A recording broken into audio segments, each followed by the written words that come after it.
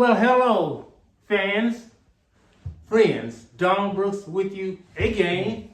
And as you can see, I have a special guest. As advertised, a couple of weeks ago, I said I was going to have another special guest. And this is my special guest and my friend, Mr. Longoria. But he likes me to call him either Eduardo or Wayo. So I'm going to call you for this episode, Eduardo Wayo. I'm going to do Wayo.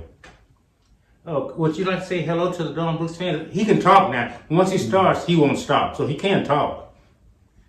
Well, thank you for all that, Donald. Of course, Donald and I have been friends for going on 40 years. Going on 40 years, yes, sir. Yeah. Yes. And we've tangled with thoughts and explorations for all these years.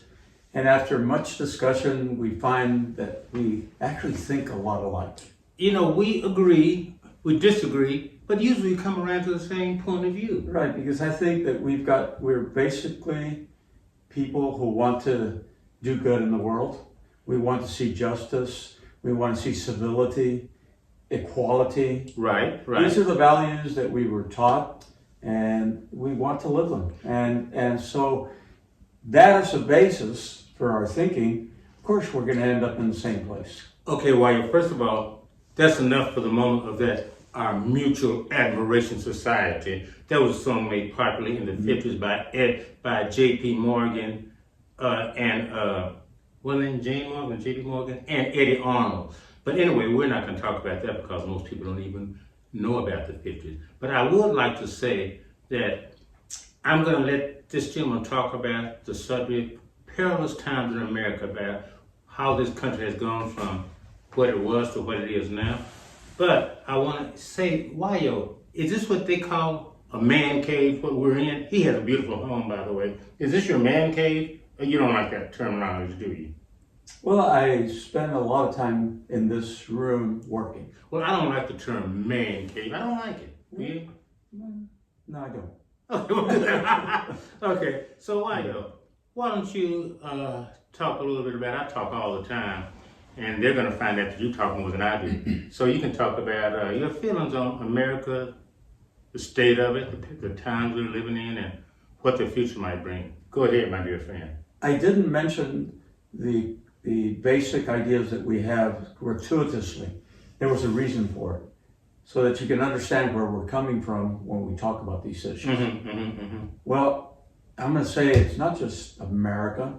And by the way, I come from Mexico, and that's America also. So this is called the United States of America. I come from the United States of Mexico. Yeah, people don't think of it like that, do they? Well, Americans don't think about it like that. Yeah. Go ahead. Well, citizens of the United States. It was maybe 50 years ago. I think I read a book called The Great Machine. It was a story about Toyota Motor Company, and how the executives of Toyota came to the United States before they were building cars. And as you know, they've been deemed to be the most reliable car. But now Tesla, I think, is overtaking them in reliability. But the point is that the executives came over and they went to the legacy car companies and studied what they were doing wrong so that they wouldn't repeat the mistakes. So they kind of reinvented the manufacturing of automobiles. But this is to say that at Toyota, they always ask why 5 times. 5 times. So the production line stops. And they say, why did it stop? Oh, because the circuit breaker blew. Why did it blow? And because they didn't have maintenance. Why didn't they have maintenance? In other words, they ask why 5 times. But in my life and in your life, we ask why as many times as we need to so that we can source what's really happening. And in that spirit, when you ask me, why is America in the state that it's in? I'll ask why many times over. And so the basic why that I have found, but not just for this country, but for all humanity, is called industrialization of our food system. And also the industrialization of the educational system. And just to illustrate why I'm saying the educational system has been industrialized, this harkens back to John Gatto, who wrote The Dumbing of America, an award-winning teacher in New York City and New York State. So he becomes disillusioned with the educational system. He says, there's something basically wrong. Research traces it back to the Prussians under Otto Bismarck, and they purposely designed an educational system to make people obedient, but to know arithmetic, reading, and writing, the 3 R's, but not to use their creativity. To illustrate that, the kids sit in a classroom, they have to raise their hand to even go to the bathroom. Yeah. They have to answer what the teacher wants them to answer. If they get creative and might even come up with even a better answer, they'll get it wrong. They'll fail. Gotcha. So no room for creativity. They move according to a bell. The bell rings, a Pavlovian response. Bell rings, they go to the next classroom and they sit there. And there's this hierarchy. The teacher's always right, the student isn't. And so that's the industrialization of the educational system. The industrialization of the food system maybe started with Swanson's when they did the TV dinners in 1957. I'm trying to recall. I don't remember the year, but I remember when they first, Okay. I was a little kid. Yeah. So we were both children. As families started to industrialize, then the evolution of the car made people mobile. Now they didn't have to live in their neighborhood alongside with their aunts and uncles, their grandparents. So we became fractured. And in fact, industrialization is a fracturization of food. And by fracturization, I mean it goes through the machine and you take out the carbohydrates of the flour and the protein, and everything gets divided up, it gets packaged, and then they find that it doesn't have enough riboflavin, so they insert that back in. Oh, we need to put some vitamin B in. And it gets away from the natural way. Nature works in a gestalt. And gestalt is one of my favorite words. Gestalt means that the sum is greater. No, the whole is greater than the sum of the parts. Yeah. That's what gestalt literally means. So when we're eating plants, pristine plants, in other words, they grow out of a healthy ground with no need for pesticides or fertilizers, and we take those plants and we take them to our kitchen and then do some cooking and we eat them, there's something magical that happens there. But we've gotten away from that system. And as you well know, we have a community center, an educational, experiential, wellness community center of which you partake. Yes. And this is what we do. We're the solution to the industrial system. We go back to humble, simple food. Casa de Luz is in Austin, Texas. It's not a restaurant. He won't let me call it a restaurant, but it's this place where, like you said, it's a wellness center. Yeah. The food is great.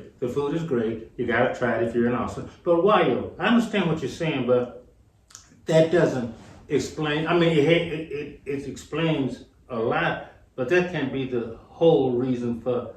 It's what I consider the downfall in America. This empire, other empires are falling, and I think this one is on the verge of falling. Well, the only way you're going to get an empire is that there's hierarchy. And there's been the Ming Dynasty, the Prussian Empire, the Ottoman Empire, the Egyptian, the Romans is the one that everyone knows. Right. But notice that only happens in a hierarchy. And when you get to the very top, you start getting crazy people. You asked me not to mention a certain name. Yeah, okay. I think people know what you're alluding to, if you will. See, you got me doing that again. He doesn't like me to do the quotation, but he brings it out in me. Well, I'm sorry. We're going to continue this next week. I'm just warming up. I know that's what I know. He can do this all day. He talks more than I do. Why? What I would like, I gotta apologize to you. I gotta thank you and then apologize. I want to thank you for this concoction. He makes excellent coffee, and I want to apologize to him. I usually have a gift for my guest, and I didn't bring a gift for you, Wario. I don't know what to do. Well, Donald, I like your shoes. Oh no, they wouldn't fit me. Oh, yeah. Okay. Yes. Okay. Anything else you want? Yeah. No, I don't wear teal suits, Well, and I don't wear a noose around my neck. I know you call it new, but Wario, I have nothing else to give you, so I'm giving you my time. It's yours. Well, thank you, Donald. Oh, I know how I can use it, buddy. Come. No, Come here, he wants to buddy. put a noose around his dog. He has two beautiful dogs. boy. No. Good boy. See Here, see come how on, he does. come over That's here. what he Up, thinks of me. up. Come here. Wario, I paid good money for that tie. Good money. Oh, good boy. Okay, you know what you can do for me? Oh, look, it matches his eyes. Donald. It does. You know what you can do for me? I want to hear Nat King Cole. Oh, give me a moment. Can we deport and then, well, not deport, but enjoy the rest of our concoction? This was part one of Perilous Time in America. Why you and I are going to get together next week and do part two? Oh, Nat King Cole.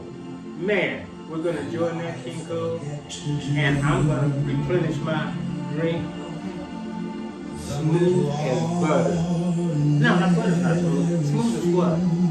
It's smooth. Mellifluous. Mellifluous. And that's one of my favorite songs of all time. Why you thinking? Let's do it next week. Until next week. All right. I'm going to get some more of this.